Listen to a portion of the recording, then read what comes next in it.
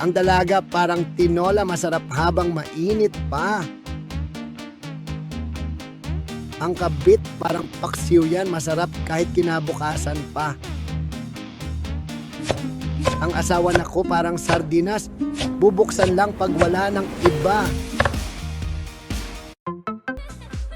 Ang dalaga parang sports car, mabilis magpatakbo ng puso at ang sarap iparada sa harap ng mga friends.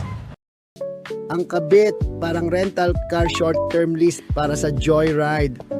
Pero need isauli agad.